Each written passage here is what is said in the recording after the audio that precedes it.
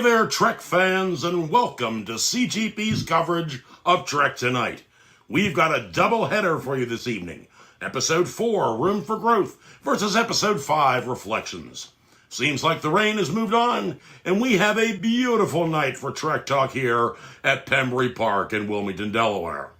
As always, my partner in the booth, four-time champion and some say the greatest mouth in the game, Leo Byrne-Jenisic. And on the field, special commentary comes to you live from Keith Jacobson.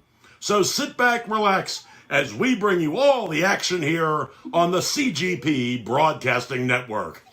Hit it.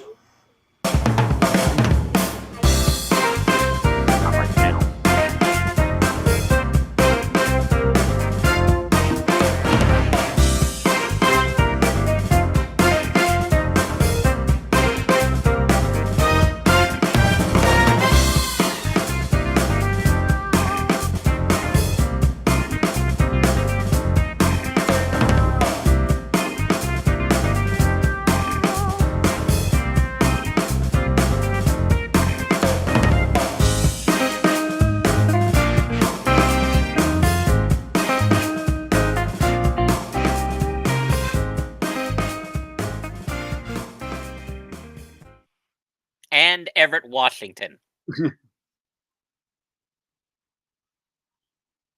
Hello? Hello? I'm not hearing you, Chris. You're muted, Yep. Chris. What's Oh, that? man. What was that, Keith? From New York City, from Wilmington, Delaware, and Everett, Washington. Let's not. Oh, there forget you go. that. Yeah, we should have said that. We should have said that. Yeah. Well, That was my little sports commentary. Yeah, that's right. That's right. How are you? Welcome. We've got a beautiful night here for Trek Talk. gone. What type of study? I had the big cans on. Yeah. Oh, boy. Hey, I got a couple items in the news. Have you guys Ooh. been paying attention to what's going on over in Russia? You know, Putin is saying that they're going to start conscripting people Yes. because they're running out of soldiers, I guess, and people that want to volunteer. I understand the day that conscription thing went into effect, according to Google, the number one Google search in Russia was how to break one's arm at home. That seems about right. And that's true. That's a true thing. Yeah. There's a lot of dissatisfaction in Russia currently about the war. There have been Yes. a lot of protests. People, there were protests all over the country, and something like 1,400 people were arrested. Right. So it is not going well. Well, and why would you be happy about it as a Russian citizen? I understand. Also, I saw in the news that senior Russian official, Deputy Minister Denis Manturov, who I guess is also the Minister of Industry and Trade, is telling the Russians that there are going to be food shortages and that they might consider as a meat substitute fly larvae. Well, they'll have something in common with hipster foodies then. Well, we can help them here in the States because we have a snack product apparently in the United States called Larvettes, and you can get Larvettes in barbecue, cheddar cheese, and Mexican spices. Oh, you can get them. Yeah. And can I get some chips and salsa, please? Yeah, my my son Jack said, "Do they have Cool Ranch?" And I said, "No, not yet." So he's waiting for the Cool Ranch to come out. You know, hopefully that will happen soon. Yeah, because that's what it's going to take to make fly larvae taste good. Craig Lubin is in the house. He says Russian reserves are not like ours in the U.S. They have very little training. So they are reactivating reservists. Right. From 18 to 60. So we'd be out there. They'd be calling us in if we were reservists. Well, if we had the misfortune to be living Russia. Yeah. Well, yes, That's what I'm assuming that part of it. Yes. Well, Not So- me, youngsters. I've aged out, so bye-bye. well, that could change any day there, comrade. So that's an invention. So, Oh, look. Hi, CJ Cupcake Queen #1 says, "Hi, Dad. It's me, CJ. That is my 8-year-old. aha. Hi there, cool. CJ. How are you?" Hi, CJ. Hi. Oh boy, everybody's here tonight. Yes. Yeah, So why don't we get into that's all I've got in the news. Yes, that was our political segment. Homeland, it was Mother Russia news break. That's what that was. Is Russian invention. You notice this is a period of Russian history that Chekhov doesn't seem to throw around with great pride. Doesn't really, yeah. No. He's got selective memory when it comes to the greatness of Russia. Yeah. Craig. Craig also says, "I will only accept fly larvae if they are on a New York pizza." Better than anchovies. Place the pizza out for a little while, and it will be covered in larvae. Right. Um, and CJ does say hi back. There she is. So, Yeah. So let's get in. We have 2 episodes to cover. Yes. There was an ion storm, a plasma storm. The usual nonsense, sci-fi nonsense that we could not broadcast last week. So yes. Yeah. Last week I was sick. I'm still sick, but I figured, gosh darn it, I'm going to be here anyway. show must go on. Yeah, the show must go on. That's right. So all right. So the titles of the 2 episodes. Last night's was Reflections, I think. yes, And what was the week before? I've forgotten now. that was. Let me check my notes. Room for I said it in growth. the opening. Room for what? Growth. Room for growth. Okay. Yeah. Get one of those big ear horns. I need an ear horn. Yeah. So I enjoyed both of these. Room for Growth was a little less jokey. Not that there weren't Yes. jokes, but it didn't feel like as much of the Easter eggs. There weren't as many Easter eggs, which is not a requirement. Although the show certainly is replete with Easter eggs, and I think Yes. this sort of made up for that. But it was interesting. They split up the party, so to speak, which they're doing more of. We had Tindy Boimler and Mariner off to rig the lottery to get all for them to get all single rooms on deck 1, competing against the dreaded Delta Shift, their mortal enemies. While Rutherford and the rest of the engineering team were sent on a mandatory spa retreat on a ship called Dove, which was run by a Dosian, who apparently copes with her own stress by smoking. This is the first time she smokes, and the first time I've seen anybody smoke on Star Trek that I can recall. Oh, yeah. Yeah. I can't think of it.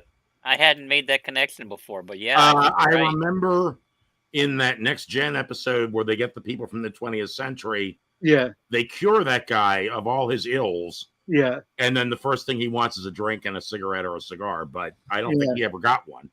Not certainly not on screen. You've Although seen, have we seen cigars, though? I feel like we might have seen cigars.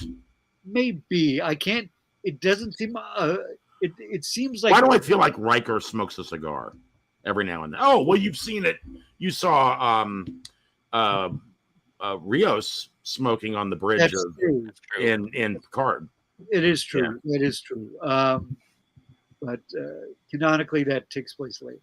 So, but this is generally Star Trek is like vices, like they have synthahol instead of alcohol, although alcohol can still be found on occasion. Like the idea of synthahol is just like the non-alcoholic beer. I'm like, why would you part of the drinking a beer? Like I enjoy a beer now and again, but I like getting a little buzz. I don't want to get, I'm not a college freshman. I'm not looking to get messed up, but I enjoy a bit of the buzz with it. Right. If I'm just going to drink something I like, I'd have and have a milkshake. It's like Yeah. so anyway, but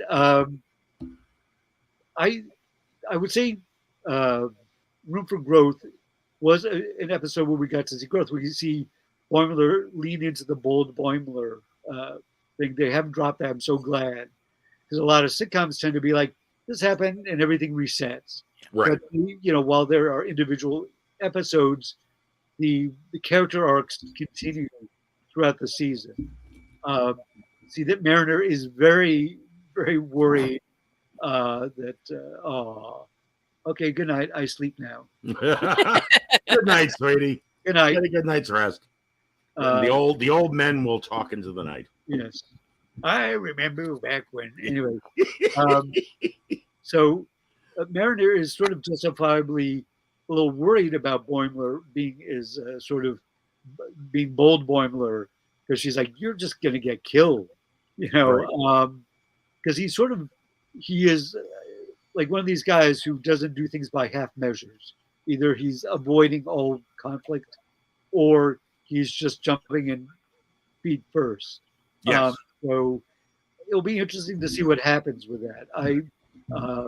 But I do like the evolution of the characters. We're getting to see Tandy be a little more self-confident when they get trapped in the swamp underneath hydroponics, and Mariner and Boimler are tripping on the gas from this one plant, and Tandy has to get him through into the maintenance corridor again, and she's basically like, she has to beat Mariner with a stick. She's like practically spanking her, and it's like, she's not worried about whether she's being liked. She's just trying to save her friends. So she's becoming a little more self-confident. Right. I'd like to see. And I mean, what do you guys think? I'm just rambling on. Yeah. No. I agree. I think. I think. Let's hear what you have to say. I think that is one of the things that maybe this is just modern storytelling when it comes to animation, but you're right. I'm used to you have an episode where the character learns an important lesson, Right. and then the very next episode they forget all about that lesson. Right. But it's like you got bold Boimler who is being bold still, and that's always going to keep going for the rest of the season. I like that, and I'm looking forward to him learning to balance the two, the plan everything Boimler and bold Boimler. I'm expecting by the end of the season he will have found a balance between those two Right. two. Well, those and two characters, Mariner, and I'm looking forward to seeing that. Mariner also seems like she's throwing her hat more into the Starfleet ring, so it seems to be becoming more important to her to do a good job and to stay in Starfleet rather than get bumped someplace. But is she now? No, We have that's the next episode. So what do you think? We'll see. Let's address that when we talk about reflection, the next episode. But this was an interesting episode also on the Dove. It turned like, because the engineers are always trying to fix things, they can't really relax in the way that, like, I'm just going to sit on the beach and drink Mai Tais and watch the sunset. Right. They're always trying to engineer things, which of course drives the captain nuts, because she's like, I must be the worst captain in the fleet. You guys can't even do this. And they all had to wear wristbands. We see cigar smoking general in Deep Space Nine episodes Little Green Men. That's true. But that was 20th century. Right. 24th century and even 23rd century, there doesn't seem to be much smoking going on. Right. And even except for Rios. Yeah. Except for Rios. It's interesting. In the original Star Trek, people smoked on TV all the time back then. It was not like, there was no warnings or, now you watch a show, if somebody smokes on it, they put a little disclaimer at the beginning, that they're smoking in this, which, I mean, people still smoke, and I can't endorse it because it is ultimately poisoning yourself. Right. Do it, and it feels like there's a weird sanitization. Well, there was a while in television where it seemed like the only people that smoked in television were the bad guys. It's true. And now you're starting to see average characters. Maybe there might be a smoker in one of those average characters. Like It's only recently that you've seen that. It was the marker for a while of, oh, he's the bad guy because he's not like in X-Files. Right. Cancer Man. Cigarette smoking man. I love the cigarette smoking man. Oh, me too. I thought he was great. He's a great bad guy. Anyway, but so the captain loses her shit, and of course they have to wear wristbands. Green when you're like everything is calm. Red, yellow when you're like have moderate stress. Red when it's bad, and when it goes black, you're like, oh my god, that's like right. That is the worst. And her wristband goes black, and they put her in with the puppies. There's part of the therapy is putting in a room with puppies, and she's giving them more puppies because she's still like stressed out. This is we've gone through all the puppies. In fact, we put a few bunnies in there, and it doesn't seem to be working. And they do have the most adorable. They have kittens for the deviants. For the deviants. Yeah. Yes. Yes. Yes. Hence your little Keith Jacobson, a deviant. Well, yeah. We no judgment here on Trek. No, not at all. We're open to all kinds. So, but I love one of the puppies is wearing like one of those things where the back legs don't work and there's little wheels. It's like this little, and I'm like, and it could not be cuter, but the engineering team comes up with a machine, Craig, when they were forced to wear 24th century version mood ring. Of the mood ring. Yes, the 21st century version of the mood ring. Is that the engineering team builds a thing that will be the equivalent of 10 weeks on the Dove. And she comes out, she goes in, and because they're going to send her back to Earth to Starfleet Command for like a full medical workup. Right. And of course, engineers like, oh, we screwed this up. So this thing, it's like 10 seconds, and it's like they took apart her turbo lift, and there's like lights and binging and bonging. She comes out, she's like, that was greater than 100 massages. He was like, this is great. He says, and you can thank the engineering crew of the Cerritos. They were like the director who was in a Dodosian, if you remember from the animated series, Mr. Arix, and also the ship that took everybody to the farm when Boimler was sort of out of phase was in a Dodosian. Right. And who immediately orders it destroyed once the Cerritos crew leaves, because it would basically ruin her. Like she would have no job. She would have no purpose. She's like, but let me jump in and just ask you this. Maybe it is the Star Trek cynic in me, but the minute they show up on the Dove, didn't you expect something sinister to be going on there? It could have been, but they've already sort of played that with Boimler and the farm. Like you were like, there's no farm. They just keep us on the ship forever. Right. But anytime I see anything that's incredibly peaceful like that in science fiction, I automatically think there's bad things afoot. Oh yeah, I mean, yeah, we are conditioned to believe that anything is true. But and of course, once he gets back, and they don't get the room. They get screwed over by the Delta shift who they meet up with, and but they find it like, oh, we have more in common than we thought we did. And they're kind of like, maybe the lower deckers should all stick together. And then, of course, the Delta shift screws them. But they go in and they find the control, and they're like, hey, we can lock them out, put our names in. And they realize it's not 4 cabins on deck 1, it's 1 cabin on deck 4. And they're like, right. If one of us goes there, then we won't be able to have days like this. Yes. So like, let them ruin their friendship. And of course, the Delta shift people decide to put 4 bunks in 1 room. Oh, we just lost Keith. Wow. We lost our host. He will be back, I'm sure. But we can continue. So, I mean, what did you? And of course, Rutherford's like, why did you do that? When you like, that's an obvious solution. And they're like, well, you don't seem that relaxed. He's like, I just got back from a spa. I like this episode. I think I like the next episode better. I would agree, but I still enjoyed it. I did What enjoy you it. like about this episode? Like, I've been talking too much. Well, what I like most about this episode were basically two jokes I like most about this episode. We've already mentioned one of them. For those, we got puppies to calm you down, Mm. and for those deviants, we've got kittens. So But did you say no judgment? but no, that's right. And then the bit about engineers. They all think they're goddamn Geordie LaForges.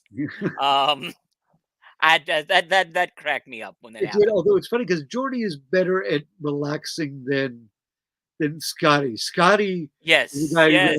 Kirk's like, you should go down to K7 and have some shore leave. He's, oh, I'm reading my technical manual, sir. That's how I relax. And he's like, no, you're going to go down there. You need to, take a little time off. And then, when he's you confined to quarters, and he's like, oh, give me time to catch up on my technical manuals. Okay, But we've got to stop talking about Chris now. He's back. Glad you were able to reestablish calm. Yes. Uh, Yes, we had an ion storm. What is it about? What did you like most about this episode? I know it's. I think we all agreed that the newer episode we all kind of enjoyed more. Although I said I did enjoy this. What was your favorite part of it? What? Who, me? Yes. By the way, okay. this is by the way, Chris. Just so you're aware, Yeah. this is a TV show where people like us get on and we express opinions about things. Yes, exactly. Oh, that's what it is. Yeah. I was wondering. No, I don't know. I did like this episode better, and I think it just might have been. I found number one. I said this to Leo earlier in the green room. I used to work for a university. Part of my job was. Well, I mean, we before we start on the next episode, we're just wrapping up on. I thought you were talking about the next one. No, we haven't started. But what did you like? What happens when you all of a sudden have to run to the bathroom and you cut your camera? Yeah. It wasn't my favorite of the two, and I think partially what you guys may have touched on earlier was true for me. It wasn't quite as funny. It wasn't loaded with a lot of little Easter eggs, which I've come to really enjoy looking for. Yeah. And I guess, I don't know, the story, the two, there was clearly an A and a B story, or almost a B and a B story. They were sort of running simultaneous. And I guess, I don't know, it didn't entertain me as much as other ones have, but it was still good. I mean, good. We find out that Dr. Diana's either Diane is her kinky sex name, or perhaps her real first name. Right. And the idea that she and Shax go in and do these violent scenarios, which gets their blood running. Yeah.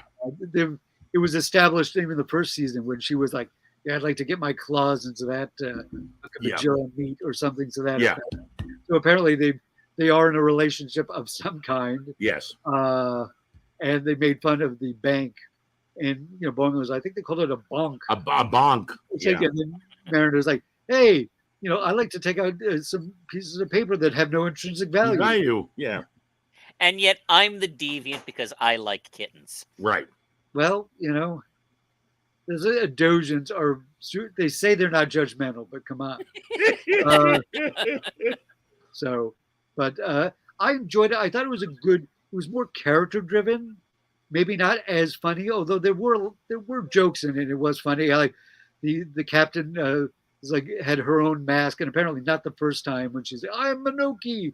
She's transforming the Cerritos into this sort of ancient, alien temple. Yeah. I need to watch that episode of TNG now, just because I feel a need. It's not a great episode. I mean, it's a very high concept episode that doesn't quite work, but that's just my opinion. But I love in her log how she says, "Once again, the Cerritos has been." That implies that this is maybe the third time. Right. Yeah. And even Mariner's like, "Stop touching masks." Yeah. So yeah, and also we see Boimler's is like either lucite or crystalline violin, which we saw from the talent show episode in the first season, gets transformed into some sort of statuette. And he's like, I just tuned it. Yeah. And there's the small towel guy who finally gets a name. His name is Fedorov. She's like, you can replicate yourself a bigger towel, Fedorov. And he makes an appearance at the beginning. Is he the guy that squeals? Yes. When Rutherford screams in his sleep? Yes. In the next episode? Yeah. Well, Okay. I think I may have enjoyed it the most out of all three of you. I would say it's laying groundwork in terms of characters. It was Well, yeah. Not it was funny, maybe not as funny as other episodes, but still enjoyable. And Olivia, caveman Ransom's dessert wife that he keeps in his office. He said, it smells like cinnamon in there. Yeah. And he goes and gets I thought they could have done a little bit more because they had some of it in there that Delta Shift and what are they, Beta Shift? Yeah, Beta. Yeah.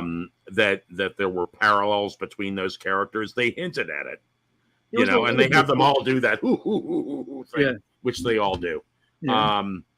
But I think it might have been, and clearly they sort of had the character designs. The one female looks a little bit like Tendi, but she's different colors, and he looks a little bit like Boimler, and I mean, they could have played with that a little bit more, maybe. But if we see them again, I bet we will, because these episodes are only half hour long. So yeah. I'm sure they'll come back because I think we've probably seen them before because they've established this rivalry between Delta and Beta ships.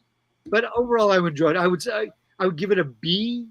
If we rated these things, which we don't. But it was a solid. You know what else is interesting? And I don't mean to cut you off, but while we're in this groove, so you've got Beta Shift and you've got Delta Shift on Picard's Enterprise. Yeah, there are only Alpha, Beta, and Gamma, right? It's only when, oh God, what's his name? Jellicoe. The Jellicoe comes on board that he creates a Delta Shift. Yeah, he was smaller, shorter duty shifts. Yeah, and the crew of the Enterprise really resists that, and they really hate the idea that there's a Delta so Shift. Funny because it's like, so you get a 2 hour less shorter shift, so it feels like it feels like they missed an opportunity for him to be like, all right. But somehow or other under Jellicoe, it seemed like they were working harder then. He was also like a real. I don't know. Some people say he was actually a good captain. I don't know. I've never been in the military, so I can't really speak. I can only speak. We're meant to hate him. We're meant to. You are meant to hate him. Yeah, you're meant to think what a douchebag. But played by the. You might be right. If you're a military man, and anybody out there who has a military background and has seen that character and knows them, it'd be interesting to get some feedback on that. Was he a misunderstood character?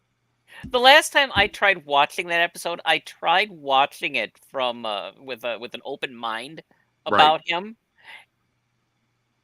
And while he might have been, tactically wrong about how to fight the Borg, none of whatever else he was putting on, he asked for was really that outside the realm. It was just different regard. 4 shifts is a thing, and as captain, he has right. He has right to set a dress code. For the crew. In some ways, I almost think the crew of the Enterprise, and I know this is going to be, kind of an outside thing, but I think the crew of the Enterprise kind of sabotaged him. Right. That they didn't really give him a fair shot because they're all upset about Picard. And admittedly, you've got Picard as captain, sure, but. Well, it's also, he comes in, it makes no effort to ingratiate himself to the crew. Not that he has to kiss their ass, but all these people have all served together for a while. You're the new kid, even if you're in charge. You might want to be like, hey, let me have a dinner with all my senior officers. I'm going to lay out the way I do things. Right. And if Within his if there wasn't a Borg invasion happening, Cardassian, or Cardassian, right? Cardassian. Cardassian. If there wasn't a Cardassian invasion happening, sure. But now Yeah. we're about to I go mean, to he war. is. Yeah, he. You're right, Keith. He's thrown into a potential high combat situation Mhm. with that could have real ramifications for the whole Federation, and yeah, he's got to act like a military man. And as he says, I don't have time to get to know everybody. Now, once the crisis is over, then he can start doing the dinners. But Craig Lubin says, Jellicoe, I'm glad RoboCop and McQuaid both had the opportunity to kill him. agreed. I love it. Thank you, Craig. Mwah! Mwah! Craig wins the show tonight. There That you is go. fantastic. Yep, fan of the week. There you go. That's the quote of the week. That's brilliant. I That love was- it. Yeah. No. Yeah. No, it is true. That poor actor got to play more highly tight-assed white bad guys He was in his also career. he was the chief of police in Yes, Beverly in Hills, Beverly Hills Cop. where he was a more sympathetic character. Yes. Yeah, you actually grow to like him in that. But Yeah, because they all go fishing. It's anyway. Right, It's yeah. really going down the rabbit hole. yeah, so- yeah, yeah. Anyway, Let's move on to So- reflections. so- Which is this But week's- it's perfect, Leo. This is perfect because we devoted the first half hour to one episode. And even with me bullshitting about Russia, we've had enough time for that. So now we have another half hour for the other one. So it's Yeah. perfect. So reflections is we learn a little more about Rutherford's background, and Tendi, but not Tendi. Boimler and Mariner are sent down. They're at this planet. Let me check my notes. This is the planet they appeared in the very first episode. Not the first. No, it was the second episode. I think. It was Tongana 4, which was the second episode, Envoys, which is the one where Boimler was just like felt like a real chump, and the Ferengi Oda, attacked them, and he got to save Mariner and sort of save face.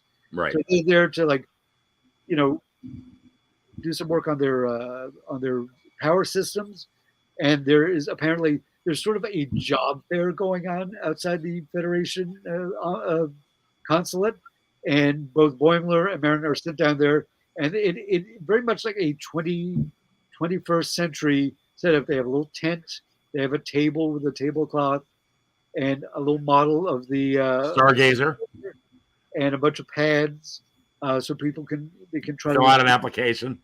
And this was especially funny to me. This is what I jumped in before, because when I worked for a university, I was a vice president of the university, and one of the things in my area was outreach to the public, and in that we would have people go out and do these fairs and things where we would set up booths. Sure. And so this was especially funny to me just because of that, because I know what it's like to sit at one of those booths all friggin' day long and have people wander by and then, sort of look at what's on the booth. And if you don't have any good swag, they move along, Absolutely. The only thing I think was missing was swag, although they did have a standee of Kirk and Spock standing by. In between them was a Horta. Yes. In the old TOS outfits, so you could go in and have your picture taken as Kirk or Spock.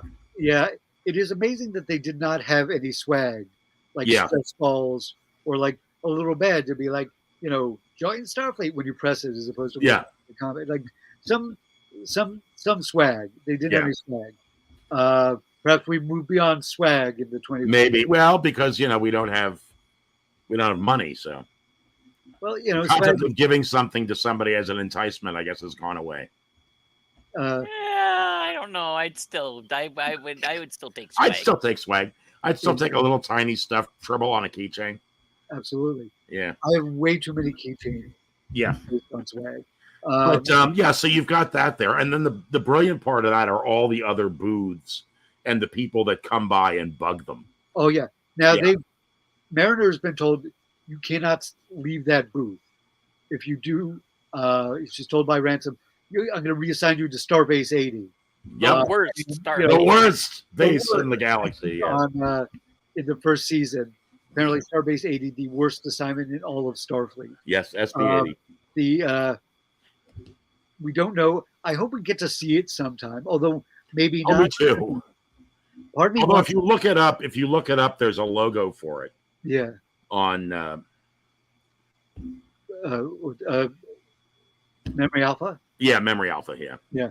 So, she does want to, and we also are finding out that, Mariner, despite her sort of devil may care attitude, does love Starfleet. She does not want to leave. Right. I think somebody who is like, hellbound on breaking the rules and doing whatever she wants would be like, fine, I'll quit. See you later. Ironic Vulcan salute and fuck off. But she clearly wants to remain in Starfleet. She's working hard at it. So, and they're getting all sorts of shit from people. Meanwhile, as we've seen the cold open, Rutherford has this like nightmare about like some machinery exploding, and he startles Fedorov, who's walking around with his super tiny towel, who sort of goes he's like sorry, and he's not sleeping well, and then he's like, well, you've got a. She scans him like, well, you've got a lot of memories like backed up in your cyborg stuff. So why don't I'll clear them and get a good night's sleep, and you'll be fine. Clear the cache. Clear the cache, yes. For those of you who remember that term from yes, from the 90s. The 90s. So he's like, I'm going to sleep. And he wakes up, and he's a completely different person. Right. And he has his little sort of Google glass, which is normally blue, is red. Right. And then when he looks in his reflection, he's like, what the hell am I doing now? He looks out the back. He's like, what ugly looking Narsos? It's like, why they put engineering down there? He's like so like different. And then you see the reflection is our Rutherford, who is, he's like, are you an anophysic? Or let me look at my notes to make sure I'm getting the term right.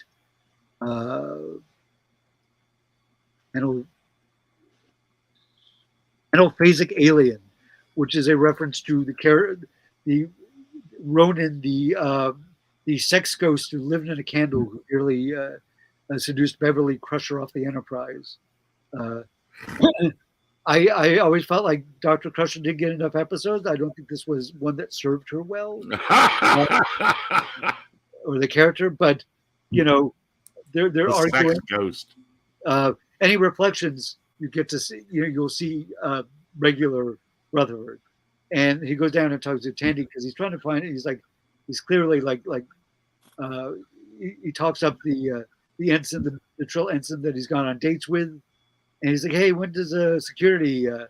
How far do those spots go down? Yeah, like he's really like very aggressive and aggro and frankly rude with her, and she's like, what? And he's like, well, he's asking about the security shift change. She's like, well, how should I know? It's because you're in security, dummy. She's like, we've been on 4 dates. You don't remember what department I work in? He's like, maybe if you're more interesting, I wouldn't have forgotten. And of course, he's like, yeah, really upsets her. And then he's like, I get, real rough. He's like, I got to find Tendy. She can fix this. He's like, oh, who's Tendy? He's like, oh, no one, and there's a computer locate Tendy. So he finds her, and she has in a glass jar one of the spore plants from Edge of Paradise. Is it the Edge of Paradise, which was the TOS episode, right? Where Spock, is hanging from the tree, and he's like, yeah, where he gains all his emotions. Yeah, and so nice little callback to that, but you find out eventually that this other person, it's not an alien, it's not anybody else, it's younger him. And so basically the two of them end up having to compete for control of Rutherford's body. Yeah. And his younger self is very aggressive and angry all the time. and we find out it's tied to him getting the cyborg implant, which apparently was after an accident, and it's tied to some admiral or some mysterious high-ranking Starfleet figure. Yep. And as I pointed out in the green room, noting it is a TNG style badge on the guy's shirt. Yeah, there's nothing more Star Trek than having good and evil, although it's not clearly good and evil. It's more like angry and like happy versions of the character, in conflict. I don't really think he's so much angry as he's just a frustrated young man. He is, but he says I was angry. I'm angry all the time. Like he doesn't even know that he's just like, he's like anxious, but he's like, they're like, they won't even let us touch a warp engine until we graduate. And he's like, that's right. But how many young people do you know that have that chip on their shoulder? I mean, it's definitely part of growth. It is. I mean, I don't know anybody. Maturing. I don't really have a lot of contact. At least the last few years, I've had very little contact with anybody. So I don't know what, Well, I'm just saying, I raised a teenager, and while I generally got along well with my child's friends, but there were certainly a lot of them that went through a phase where it was like everything around them was wrong. The adults were all wrong. Everybody was wrong. And they were going to go out and fix everything because they knew better than everybody else. And I think that's just I'm sure I was. Oh, yeah, absolutely. A period of your development, Yeah. But, back on the planet, they keep being like taunted. They're like, what are you going to do? You can't even leave your booth. And right next to them is the Independent Archaeological Guild, with a British sounding character. Where actually what's her name? It was God damn it! There's all these notes. Petra. I remember her name. Yes, Petra Aberdeen. Yeah, Petra. She is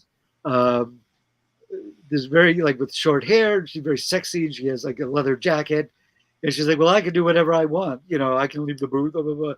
And she's just trying to agitate them. Just agitating, and of course, conspiracy theorists come by and be like, "What's really going on with Cisco?" Yeah, I love that. And she, Mariner's like, "He's doing work at the Celestial Temple." It's like, really, and the Collectors Guild has a booth, and they're just mocking you. Like, looks like the only thing you're collecting is dust. And, yeah. And they're, and everybody is, and the colony scientists who we saw a few episodes ago, they're like, it's either about mocking the fact they have to wear a uniform. Be like, I get to wear a belt, as if that was really that great a deal. Yeah. And one of them is like, oh no, hold on. He's like, can I ask you a question? Like, if I join Starfleet, do I get one of those uniforms? Well, yeah, that's how they start. They start by trying to it's trying to act like they really want to join Starfleet because they get to wear one of those cool uniforms. Yeah. And they get Boimler off talking about his uniform, and then she's like, "Wait, no, I can't. I can't. They're not cool. Cool. You guys keep changing them. They keep they should be like, Starfleet's always making innovations." And she's like, "Well, you can't do that, but you can wear jewelry." And she plucks his ensign pip off his collar, and that is the thing that sets him off because she just like flicks it over his shoulder, and somebody steps on it, and he just flips the table and goes nuts. Yeah, Boimler goes. Talk about bold Boimler. Bold Boimler goes nuts and just starts. I think that was less bold Boimler and more we reached Boimler's breaking point. Yeah, over boiling Boimler. Yeah, yes. He just like loses his shit and just like he's like turn over other tables. He'd be like, "Stop trying to trap people in games." Be like, conspiracy theories. You guys are sad. You don't even believe in any. He's just going. He goes nuts. Yeah. And then Ransom shows up. Is like, what the hell? And they say, she better be in that booth. And he looks, and there she is. And everybody, one of these guys is like, if being in Starfleet gives you that kind of confidence, I want to join up. Right. Well, yeah, because apparently Boimler's Rampage, inspires people to want to join Starfleet because they're confident and aggressive. Yeah. And so you guys do engineering? You're like, oh, we do a lot of engineering. Okay, I'll sign up. And she signs up a bunch of people. And at the end of the episode, so finally, well, let's we'll wrap it up. We'll wrap up the Rutherford just to hit the beats. He and his younger self, because they're like, whoever gets out like through this like pillar of light will take over the body, and they can't both do it. So they're just like, well, let's have a they can't both be in there. So one of them has to emerge victorious. So because young Boimler won money, like financed building these ships, because he made all these like Rutherford. What? Yes. Blah blah blah. We can cut this out in post. No, we can't. It's a live show. Anyway, so Rutherford was doing it like illegal, not street racing, but like racing through the neutral zone and all this stuff. It was like a real thrill seeker. Well, and it's sort of a Tom Paris nod because Tom end up competing in some space race the Voyager stumbles across. There's something where there's like they stumble across some Indy 500 of the Delta Quadrant, basically. And that sounds like an episode. Yeah. And so he ends up competing in that. So they each make a ship, and Rutherford makes the Delta Flyer. He's like, oh, I always wanted to fly this stuff. He's like, you just made a shuttle with a new paint job. But they go in there, and of course, Romulans show up, and everything is going to hell. And he's also got Tandy Boimler and Mariner there with him because it's all in his imagination. And he's like, well, that's not fair. He's like, hey, you said anything goes. Berserker Boimler. Yes. I did like that bit. That something about the way young Rutherford, is all cocky, and he's built this fantastic little spaceship, and Starfleet Rutherford just found a very Starfleet solution to the problem. Is you make a crew. The ship is good. You need a ship, but what really makes it is the crew. And so, I love that he says, and mine comes with a uniform. Yeah. They're all wearing that uniform. Comes with an outfit. Also, Rutherford, older Rutherford, or our Rutherford, describes the other one. It's basically an impulse engine in a seat. And it's so our Rutherford does take over, and he's even trying to save him. Maybe like, we can put you in a positonic band. He's like, no, man, it's okay. Sometimes you got to move forward.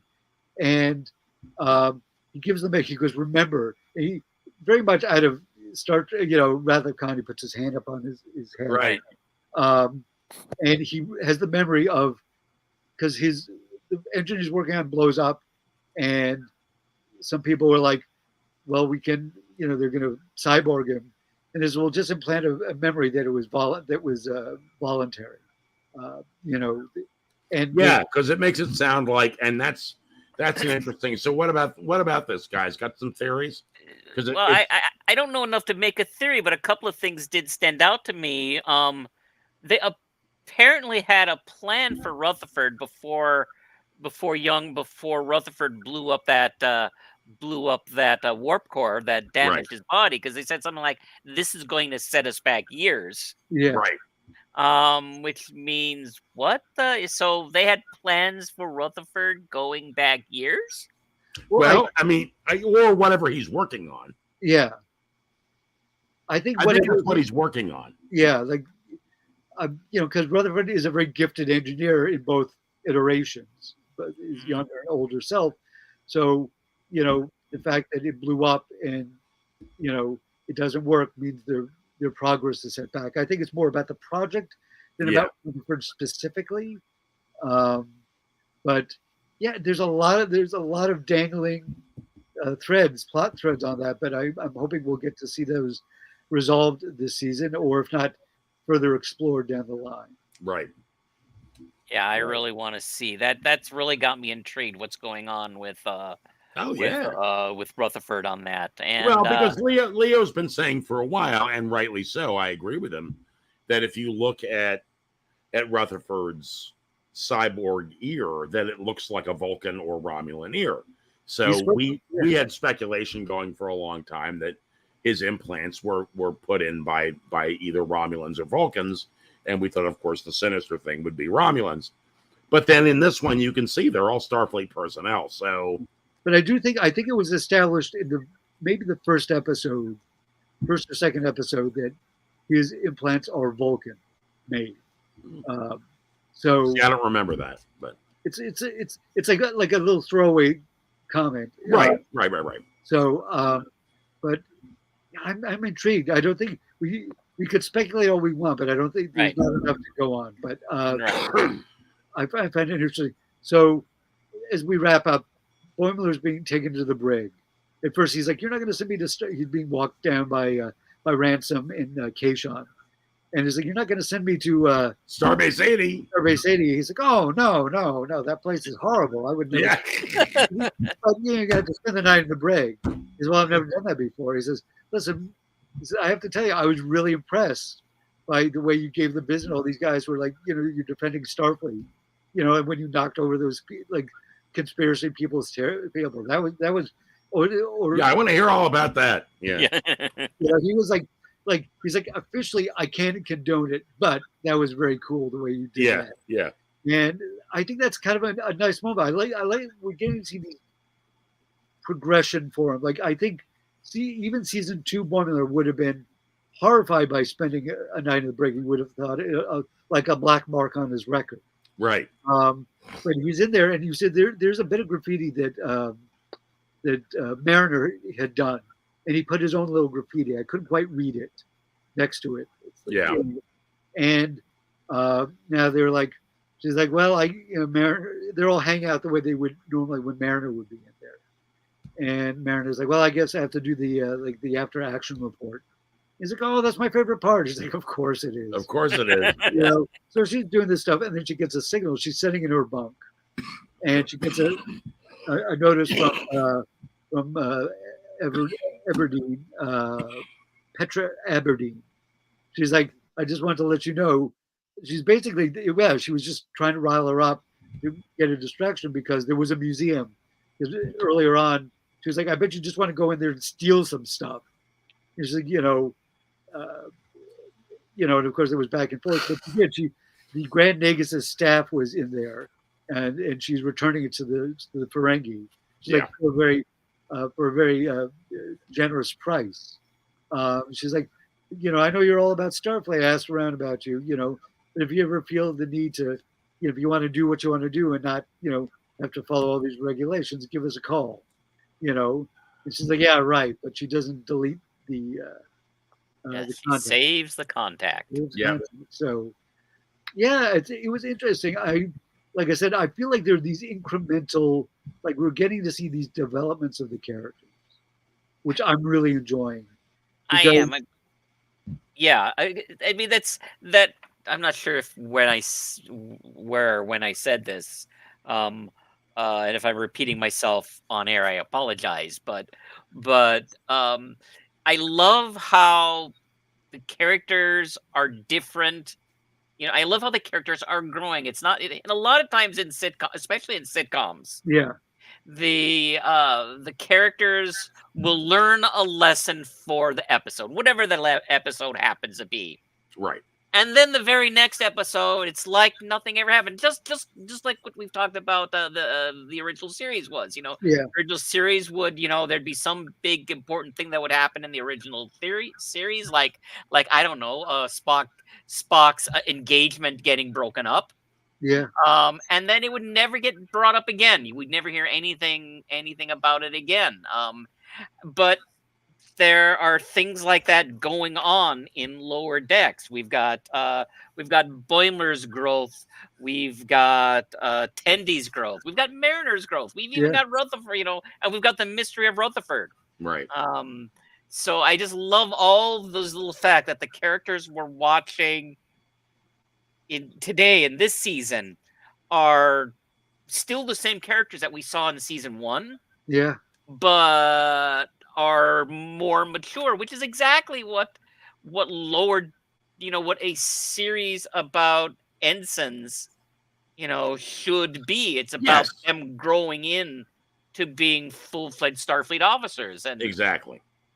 Yeah, I don't know how many seasons they have planned of this. Whether because old TV was like you wanted to get like a certain number of episodes, Yeah, they wanted to get 3 seasons. 3 seasons, and then they could syndicate it. Right. The model has changed considerably these days, and streaming has changed the model. So, but it's interesting. These shows are still set up with commercial breaks, even though there are no commercial breaks. Yeah. well, Which partly that's because you can get a subscription to Paramount for cheaper that includes commercials. well, that makes sense. Oh, really? Did not know that. But it's interesting because if you watch a Netflix show, I remember watching Disenchanted, which is done by Matt Groening. It's his fantasy, I and forgot about that one. show I quite enjoy. And what's interesting about that is, unlike Simpsons or Futurama, there's still like those breaks. There's no Right. break. And sometimes they go a little longer. So you're kind of like, this feels weird somehow. And like, not that I'm not enjoying it, but it's sort of like, I think this thing we're sort of programmed to expect act breaks and, a certain inherent structure to TV shows. Right. That if you're making it for streaming and you don't have a commercial model, like you're just paying a subscription model, there's no reason to have it. No, but dramatically there is still. Yeah. Because you like to have a break in the action periodically because of the way we're used to television being presented. I've got a great example, by the way, of reboots. Not reboots, but something happens in one episode and then in the next episode it's completely erased. And that is in TOS, Balance of Terror. Yeah. You have that the woman and the man are going to get married in the beginning. Yes. And then he dies, so she can't marry. Yeah. The next episode is Shore Leave. The same actress playing the same character is hanging all over Rodriguez on the planet. Have you ever noticed that? And it's literally the next episode. It's funny because my memory of watching Star Trek was watching it on syndicated TV, which meant it was in any fucking order that they thought fit to that they felt like. Yeah, it was like, oh, grab the tape off the shelf and pop it in. Exactly. Yeah. Like, I felt like I saw, when I first started watching Star Trek, like in syndication when I was a kid, I felt like the one episode that kept coming up repeatedly was Who Mourns. I knew you were going to say that. Who knew? Always on. I don't know why. And it's like my least favorite episode. I don't. But it was always on. I know what you mean. I don't dislike it, but I think I dislike it because that could be because it was on all the time, and it wasn't Trouble with Tribbles or Journey to Babel, right? Or Terror or the Enterprise incident, or Corporate Maneuver, whatever. Exactly. Yeah. So anyway, I really enjoyed this episode. There are too many Easter eggs for me to go into now, but so much cool stuff, So I really enjoyed it. I'm looking. Yep, I did too. I'm looking. Hey, do you have any thoughts, Keith, that we haven't gone over yet? I think we hit all the. I'm really looking forward to seeing where the rest of this. How many episodes are in the season? 10. 10. We just hit the halfway mark. Yeah, we're at the halfway mark. Yeah, halfway mark. Okay. Damn, 5 episodes. That doesn't seem like enough to. I felt the same way about Stranger Worlds. I'm like, I want 10 more right now. Yeah. But yeah, like anything we love, it tends to fly by. Yeah. But I'm enjoying this season, and I'm glad that they put out weekly, because I think it would be very easy to just like inhale all these in one or two nights. Oh wow, yes. Yeah, I know. Yeah, if they dropped them all at once, we'd be done. Well, we wouldn't have a show because we'd just watch them all. Yeah. Yeah. But yeah, that was really damn convenient of Paramount to use this mod to keep us in mind when they made this model for to keep Leo and I and find people like yourself busy.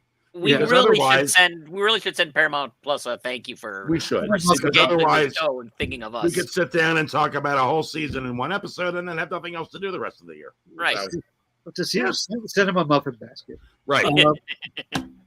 But I Purple enjoyed basket. it. Go back there. You know, you can find them online, or a lot of aliens that we saw. You know, showing up. A lot of little, you know, throwaway gags. I quite enjoyed it.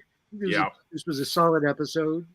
Apparently, the larger house, like there's a little graffiti in the brig. One says Mariners HQ because she's throwing the brig so often, and the Right. one is Boimler's guest house. Apparently, is what it says, according to my notes.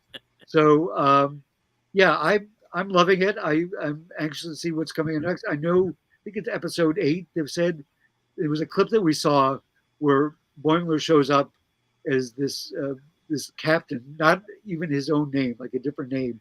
He's on like one of the ships that Riker commanded at the end of season 1 Picard, and you know it's another one of these cinematic episodes, holodeck episodes, like we had in the first season, which I thought was a terrific episode, and nice, bit of a love letter to those films.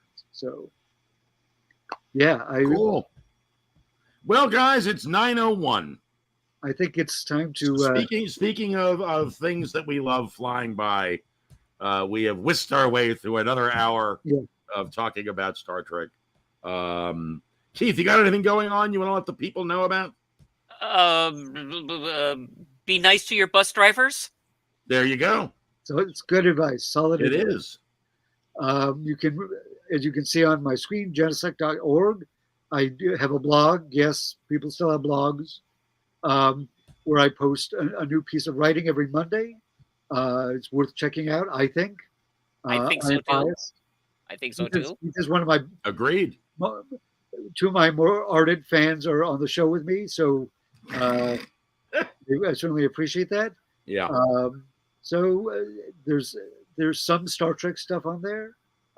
It's not the majority. I will confess, it's not the majority of my work, but I've done a few Star Trek entries, and I think it's worth saying. Also, by the way, Happy Hobbit Day. Today is on a tangential nerd note.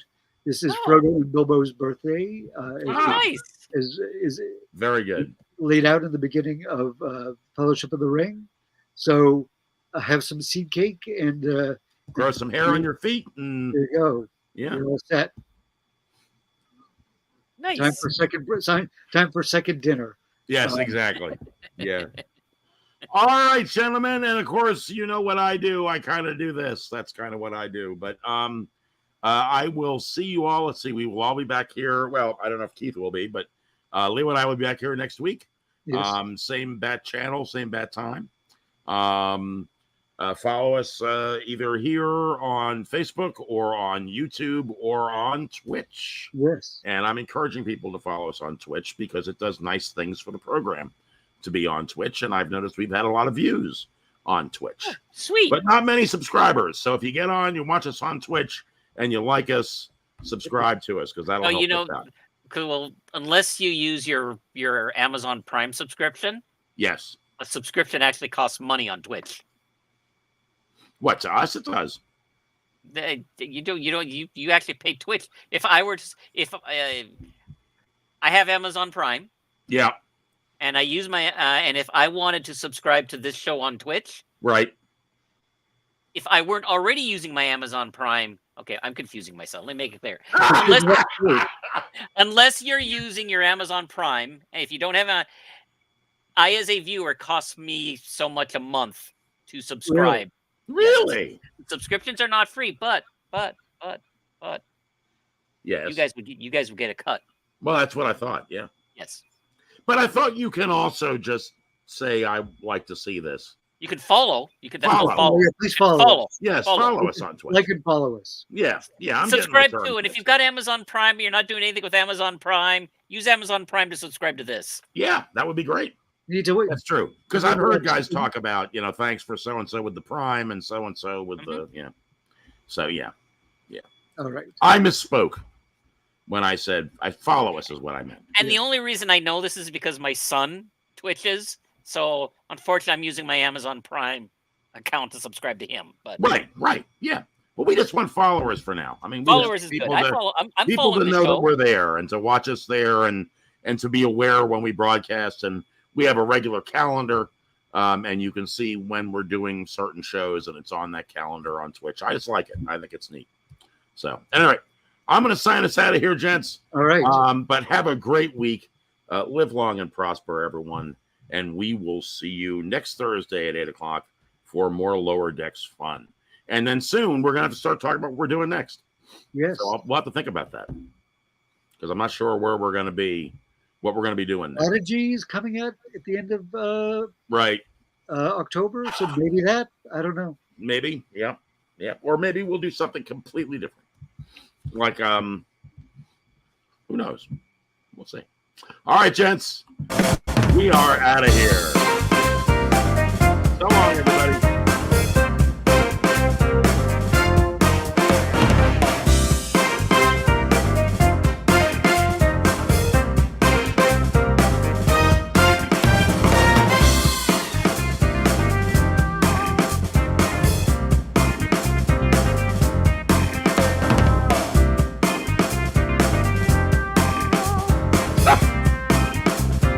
Dancing cats.